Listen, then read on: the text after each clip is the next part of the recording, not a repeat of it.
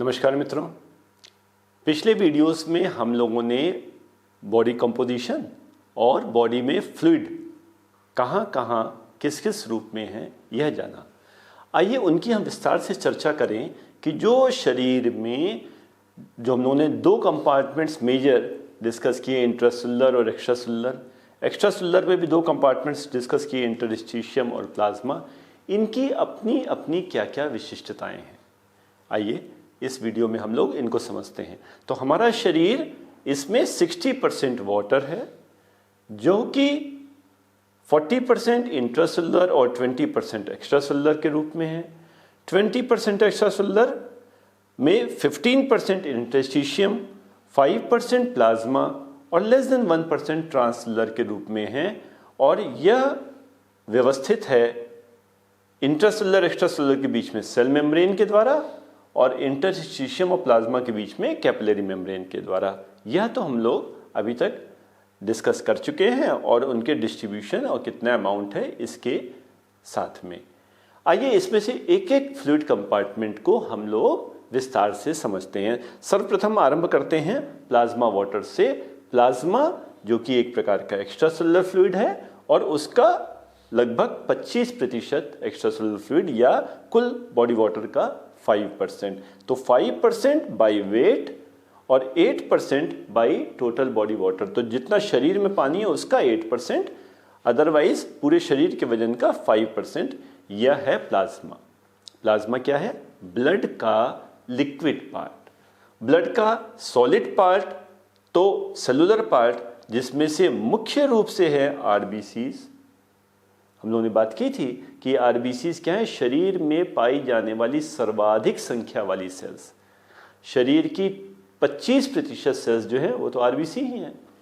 तो इस 45% cellular part है ब्लड में, जिसमें 44% आरबीसीज, 1% डब्ल्यूबीसीज और प्लेटलेट, और 55% लिक्विड पार्ट है। लिक्विड पार्ट जो 55% है, यह वेट के अनुसार 5% बॉडी का और बॉडी वाटर के अनुसार 8% टोटल बॉडी वाटर का। तो यह जो टोटल ब्लड है हमारे शरीर में, लगभग 80 मिलीलीटर प्रति किलोग्राम यह ब्लड है। अब जब हम ब्लड को और क्लॉट होने के बाद, तो ब्लड में क्लॉट और सीरम यह दो चीजें आती हैं, लेकिन जब हम ब्लड को सेंट्रीफ्यूज कर देते हैं तो सेलुलर पार्ट अलग हो जाता है और प्लाज्मा अलग हो जाता है। याद रखिएगा बाद में कि प्लाज्मा और सीरम में एक अंतर है। जब क्लॉट बनता है तो प्लाज्मा की जो प्रोटीन्स हैं, जो क्लॉटिंग प्रोटीन्स हैं, जो फिब्रिनोजन है, वह निकल जाता है। तो इसका मतलब plasma minus fibrinogen is serum. तो यह प्लाज्मा जो है हमारा बॉडी वाटर 55% ब्लड का, इसमें हमारे जो कॉन्स्टिट्यूएंट्स होते हैं इनके विषय में हम लोग आगे जानते हैं। तो अगर हम केवल प्लाज्मा की बात करें तो प्लाज्मा में प्योर वाटर नहीं है। वो प्लाज्मा में भी जो लिक्विड पार्ट है ब्लड का, उसमें भी वाटर के अतिरिक्त कुछ और भी चीजें हैं जो उसमें घुली हुई हैं। तो ये सब मिलके प्लाज्मा बनाती हैं। तो इस 90% केवल वाटर, जो मेजर पार्ट है प्लाज्मा में सॉलिड कंपोनेंट के रूप में, जो प्लाज्मा के अंदर घुला हुआ है, वह है plasma protein 6 to 8%, albumin, globulin या इम्यूनोग्लोबुलिन। और तो यह मेजर जो प्लाज्मा प्रोटीन्स हैं, ये इसके सॉलिड कंपोनेंट में आता है। एक इलेक्ट्रोलाइट्स जो कि 1%, होते बहुत थोड़े से हैं लेकिन काम बहुत बड़ा करते हैं। ये इलेक्ट्रोलाइट्स पूरे शरीर की अनेकों गतिविधियों को नियंत्रित करते हैं। तो प्लाज्मा में water 90%, 6 to 8% plasma protein, 1% electrolytes. इसके अलावा हम लोग आगे डिस्कस करेंगे कि ब्लड को हम क्या कहते हैं। Blood is a connective tissue. Connective tissue मतलब शरीर के एक भाग को दूसरे भाग से कनेक्ट कौन कर रहा है भाई? हमारे सर को पैर से, इनके बीच में कनेक्टिंग लिंक क्या है? ये घूम घूम के जो ब्लड है पूरे शरीर में जो बह रहा है, यही शरीर के एक्स्ट्रासेलुलर फ्लूइड को एक भाग को दूसरे भाग से वह लिंक कर रहा है, कनेक्ट कर रहा है। इसीलिए इसे कनेक्टिव टिश्यू कहते हैं।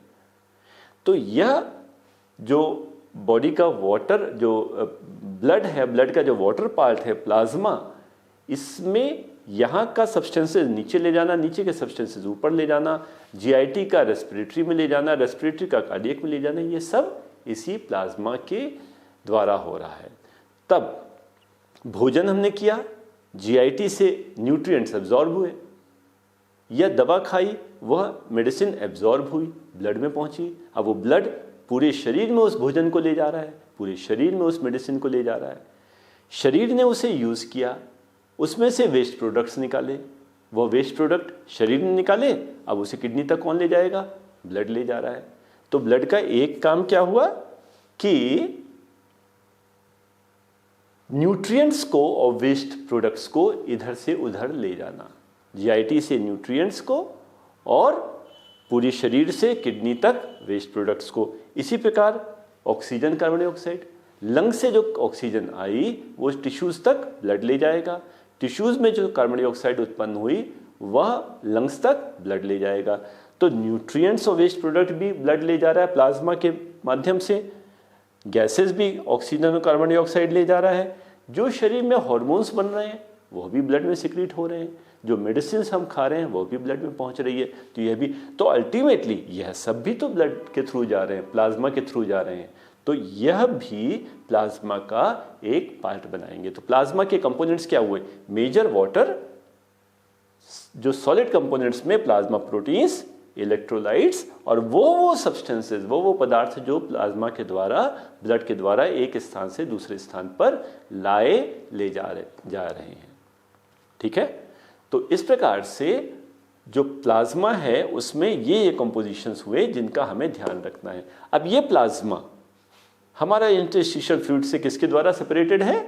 कैपिलरी मेम्ब्रेन से। और कैपिलरी मेम्ब्रेन में हम लोगों ने पहले भी डिस्कस किया था कि इसके बीच में जो बड़े बड़े जंक्शंस हैं, गैप्स हैं, प्लाज्मा का वाटर भी बड़े आराम से उसको पार कर लेता है और आयंस भी उसके द्वारा बड़े सरलता से पार कर जाते हैं। इसी के कारण जो एक किसी कैपिलरी में बहुत तेजी से इन्हीं गैप जंक्शन के कारण फ्लूइड फिल्टर होता रहता है आर्टीरियल एंड पे और रीअब्जॉर्ब होता रहता है वेनस एंड पे, जिसके द्वारा प्लाज्मा और इंटरस्टिशियम दोनों एक दूसरे से एक संपर्क में बने रहते हैं।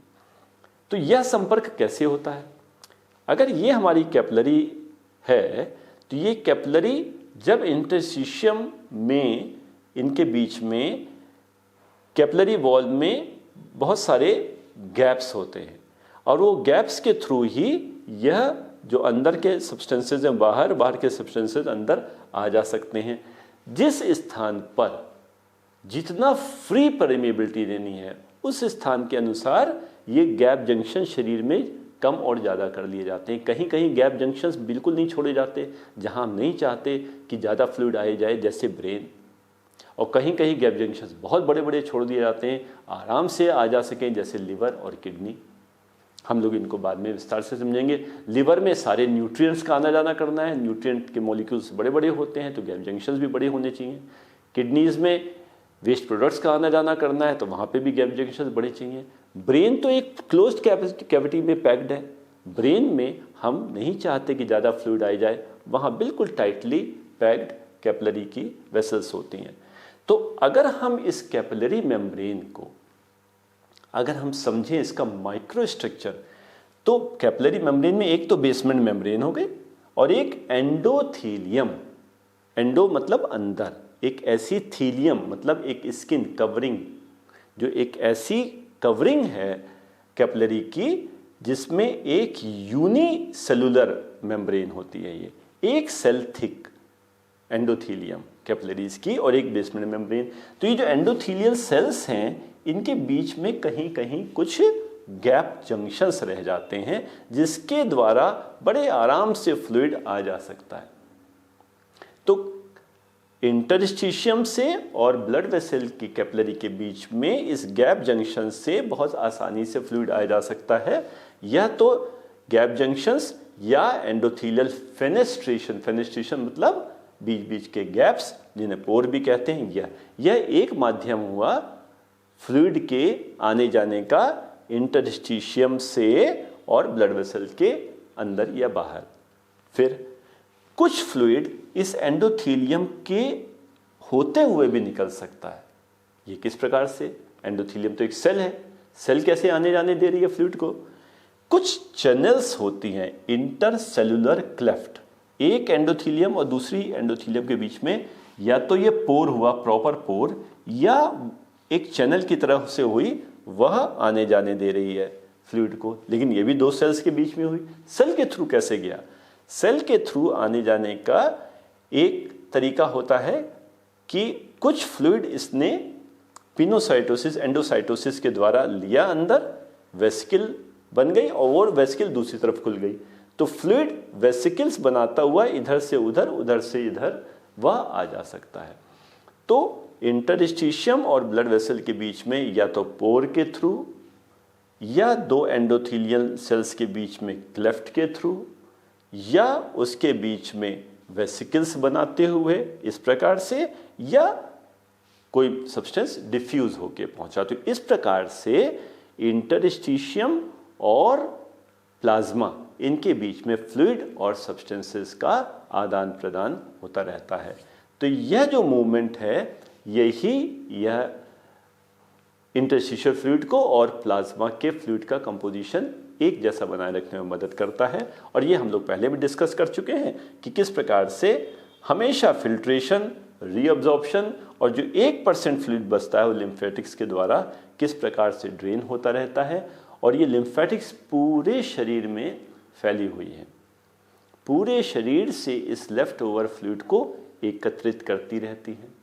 और यह पूरे शरीर से उस फ्लूइड को एकत्रित करते हुए यह हाथों से, पैरों से जब पहुंची और फिर सेंट्रल एक मेजर लिम्फेटिक्स बनी और वो एक सेंट्रल वेन में ले जाके खुल गई। तो इस प्रकार से पूरे शरीर से जो फ्लूइड है और फ्लूइड के अंदर जो कुछ बचा खुचा पदार्थ है जो कैपिलरी में नहीं जा सकता, वह इस लिम्फेटिक के थ्रू ले जाके अंत में उसी सेंट्रल वेन में डाल दिया जाता है। तो अल्टीमेटली ये इंटरस्टिशियल फ्लूइड दोबारा प्लाज्मा में जाके मिल गया। लेकिन ये 1% कैसे गया? लिम्फेटिक्स के थ्रू। तो यह हम लोगों ने समझा। सबसे पहले प्लाज्मा जो लगभग 3 लीटर होता है बॉडी में, और वो कैपिलरी मेम्ब्रेन से किस प्रकार आता जाता है इंटरस्टिशियल फ्लूइड से, और इंटरस्टिशियल फ्लूइड से जो बचा हुआ 1% वो किस प्रकार दोबारा प्लाज्मा में पहुंच जाता है, इसके विषय में। तो इस प्रकार से लिम्फेटिक्स इनको परस्पर संपर्क में रखती हैं और फ्लूइड को, बैलेंस को मेंटेन रखती हैं। तो प्लाज्मा वाटर ये हम लोगों ने समझा, जो कि लगभग 5% होता है शरीर का। अब दूसरा जो मेजर फ्लूइड कंपार्टमेंट है उसको समझते हैं इंटरस्टिशियल फ्लूइड, ISF, जो कि 15% होता है प्लाज्मा बॉडी वाटर का। आइए, इंटरस्टिशियल फ्लूइड, इंटरस्टिशियल मतलब दो चीजों के बीच का मध्य स्थान, दो सेल्स के बीच में। तो पूरे शरीर में जो सेल्स भरी हुई हैं उनके सेल्स के बीच बीच का जो फ्लूइड है वो है इंटरस्टिशियम स्थान, और उसमें भरा हुआ फ्लूइड इंटरस्टिशियल फ्लूइड। अच्छा, ये फ्लूइड जैसे हम लोगों ने अभी प्लाज्मा के विषय में समझा कि जो ब्लड का फ्लूइड पार्ट है प्लाज्मा, उसमें भी कुछ सब्सटेंसेस घुले हुए हैं। यहाँ पे इंटरस्टिशियल फ्लूइड है, लेकिन ये फ्लूइड कैसा है? यह फ्लूइड बिल्कुल वाटरी नहीं है। वाटरी फ्लूइड के साथ साथ इसमें इसको किसका फॉर्म दे दिया गया है? एक जेल का। क्योंकि बिल्कुल अगर फ्लूइड की तरह से होगा तो सारी सेल्स एक दूसरे के ऊपर इधर उधर घूमती रहेंगी, वो व्यवस्थित नहीं रहेंगी। तो एक माइक्रो स्केलेटन, यह जो फ्लूइड है इसको एक तरह से एक व्यवस्थित किया गया है माइक्रो स्केलेटन में, और वो माइक्रो स्केलेटन बना है कुछ कोलेजन बंडल फाइबर्स का और कुछ प्रोटियोग्लाइकन फिलामेंट्स का। तो इस प्रकार से पहली चीज ये ध्यान रखिए, सेल्स के बीच का इंटरस्टिशियल फ्लूइड जो है वो प्लाज्मा की तरह बह नहीं रहा है, वो वहीं पे रुका हुआ है, रुका हुआ फ्लूइड है, नदी का नहीं तालाब का। और उस फ्लूइड में कुछ सॉलिड सब्सटेंसेस हैं फाइबर के रूप में, फिलामेंट्स के रूप में। फिलामेंट बहुत बारीक, जैसे सर के बाल, जैसे आप समझ लें ना, सर के बाल फिलामेंट हुए, और फाइबर क्या हुआ, एक मोटी थोड़ी सी रस्सी। तो बहुत बारीक फिलामेंट्स और कुछ मोटे कोलेजन फाइबर्स के रूप में। तो अगर हम इस इंटरस्टिशियल फ्लूइड की बात करें तो ये जो इसका जेल पार्ट है, 99% जेल पार्ट, इसमें इंटरस्टिशियल फ्लूइड इंट्रैप्ड रहता है एक फिलामेंटस फॉर्म प्रोटियोग्लाइकेंस की, और उसमें थोड़े कोलेजन फाइबर्स होते हैं, और 1% फ्री फ्लूइड भी होता है जो उसमें आ जा सकता है। यह बहता रहता है रिवुलेट्स की फॉर्म में। रिवुलेट्स समझ लो जैसे छोटी छोटी नालियां हो गई, रिवर्स की रिवुलेट्स, और छोटी छोटी वेसिकल्स, क्लोज्ड कंपार्टमेंट। तो कुछ फ्री फ्लूइड भी मिल सकता है। तो थोड़ा सा कॉम्प्लिकेटेड हो रहा होगा, मैं समझ सकता हूं। सेल्स के बीच इंटरस्टिशियल फ्लूइड, इंटरस्टिशियल फ्लूइड एक जेल के रूप में, जेल को व्यवस्थित करने के लिए फिलामेंटस मेशवर्क आ गया, कहीं कहीं बीच में वाटर फिल्ड वेसिकल या रिवुलेट्स आ गई। जो जेल बनाने के लिए जो एक बैकग्राउंड है वो किस किस का है, प्रोटियोग्लाइकेंट फिलामेंट्स का, जिनको ब्रश पाइल भी कहते हैं। ये बहुत ही बारीक फिलामेंट्स हैं जो पूरे फ्लूइड को थोड़ा बांध के रखते हैं, उसको बहने नहीं देते फ्रीली। तो थिन कॉइल्ड ट्विस्टेड मॉलिक्यूल्स इनके हैं, जो कि हाइलुरोनिक एसिड और प्रोटीन्स के बने होते हैं, और इसको जेल फॉर्म में रखते हैं। और जहाँ पे बहुत लंबी लंबी दूरियों तक बीच बीच में कोलेजन फाइबर बंडल्स होते हैं जो इसको कवर करते हैं। जो मैंने कहा उसको अब मैं समझाने का प्रयास करता हूँ। 3 चीज़ें हुई। बहुत जो इंटरस्टिशियल फ्लूइड है, एक सेल ये है, एक सेल ये है, इनके बीच में जो कुछ है इंटरस्टिशियल फ्लूइड, इधर आप देख रहे हैं प्लाज्मा एक कैपिलरी में। ये इंटरस्टिशियल फ्लूइड जो है ये जेल फॉर्म में है। जेल बनाने के लिए बहुत बारीक बारीक फिलामेंट्स ये आप देख रहे हैं इस पूरे में फ्लूइड में हैं, प्रोटियोग्लाइकेंस के, जो इसको जेल की तरह बांधे रखते हैं।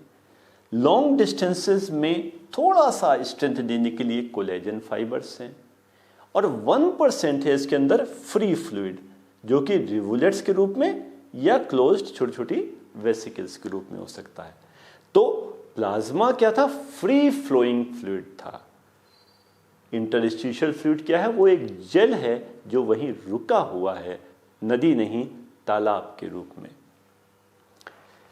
तो एक्स्ट्रासेलुलर फ्लूइड इस प्रकार से हम लोगों ने 2 चीजें डिस्कस की। एक तो इंट्रावेस्कुलर फ्लूइड जो प्लाज्मा था, जो इंटरस्टिशियल फ्लूइड जो ICF था, ISF, और जो 1% फ्लूइड इधर उधर जिसको हम कहते हैं ट्रांससेलुलर फ्लूइड या मेसेंकाइमल फ्लूइड। ये बहुत ही माइनर फ्लूइड कंपार्टमेंट, आइए इसको भी समझ लेते हैं। ट्रांससेलुलर फ्लूइड जो कि लेस देन 1% होता है, यह कहाँ होता है, शरीर में कुछ बॉडी कैविटीज हैं, यह उनमें भरा हुआ है।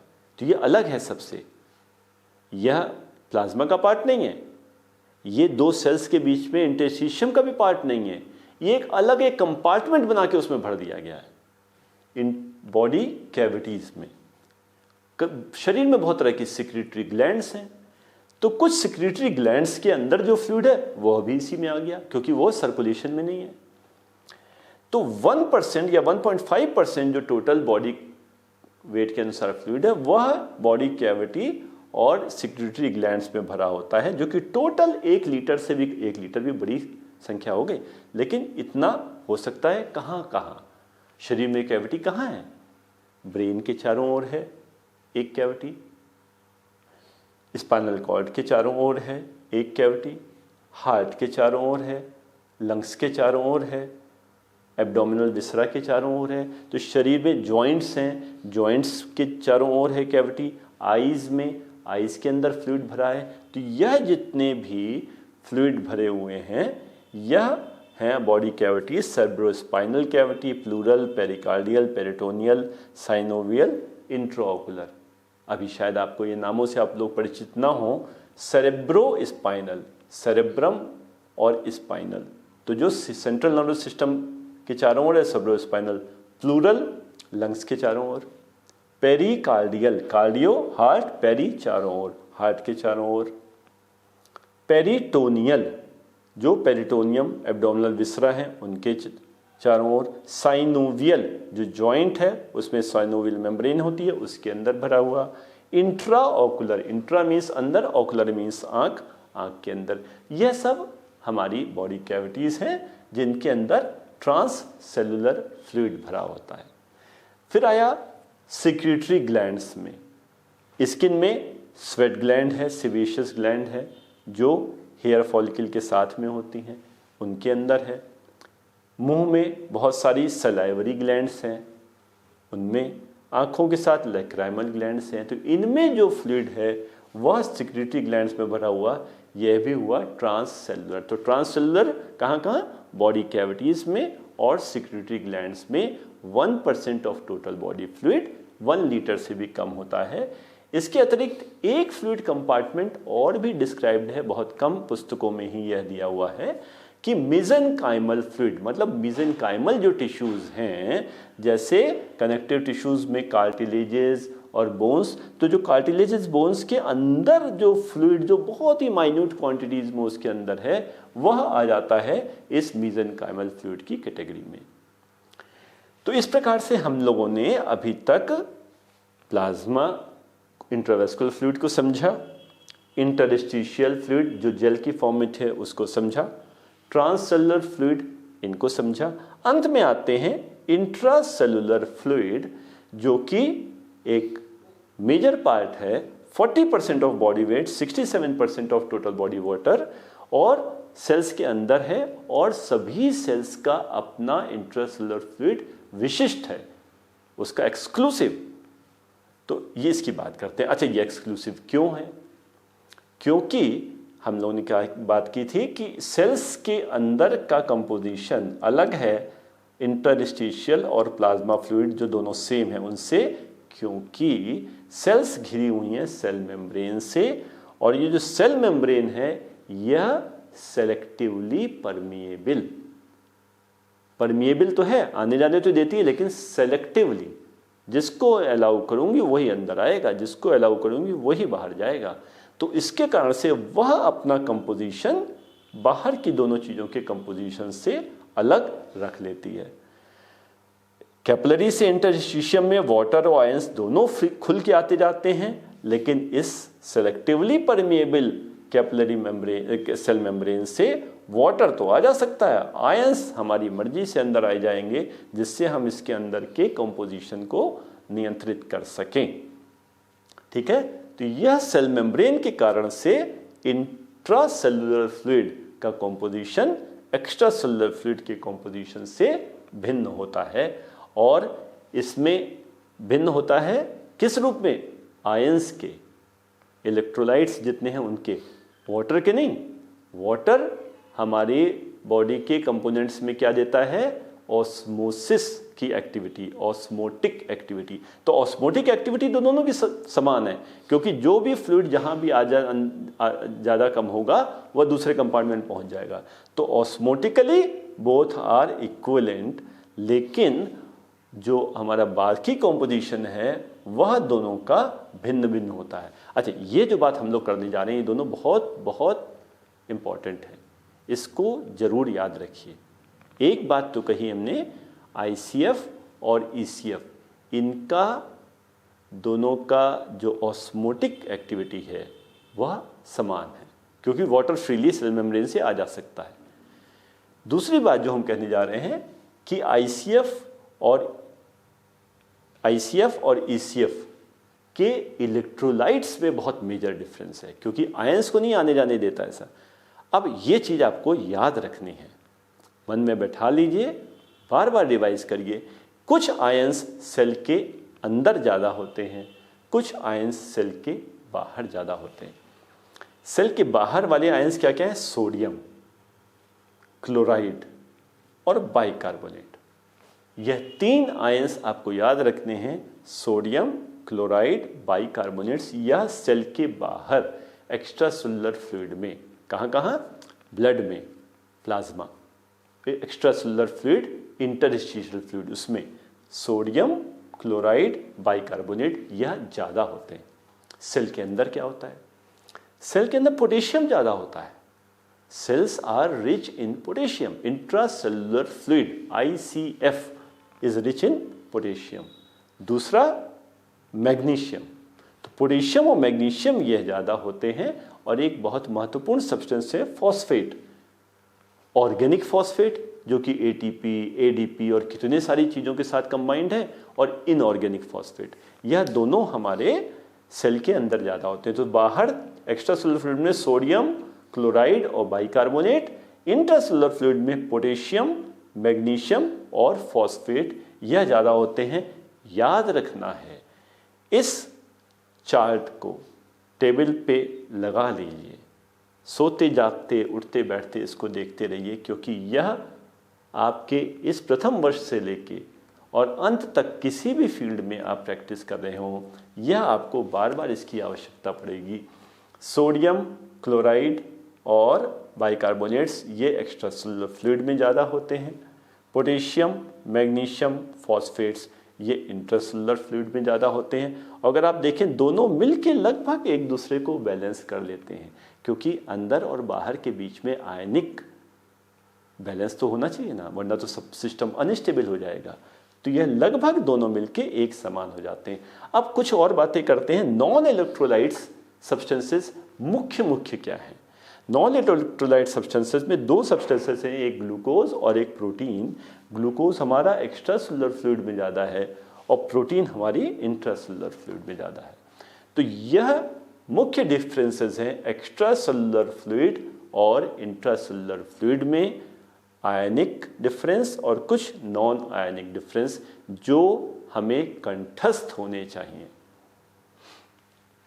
तो एक बार शॉर्ट में रिकैप करते हैं कि शरीर के फ्लूइड इंट्रासेलुलर, इंटरस्टिशियल, प्लाज्मा, जो कि दो प्रकार की मेम्ब्रेन से घिरे हुए हैं। ब्लड में मुख्य पार्ट जो प्लाज्मा है जो 55%, उसमें मुख्य भाग वाटर का, थोड़ा डिजॉल्व प्लाज्मा प्रोटीन, इलेक्ट्रोलाइट और जो सब्सटेंसेस ट्रांसपोर्ट हो रहे हैं वो डिटेल्स आप और देख सकते हैं। इंटरस्टिशियम जो कि एक जेल रूप में है, जेल 99%, 1% फ्री वाटर होता है वेसिकल्स या रिवुलेट्स के रूप में। और जो जेल है किससे बनता है?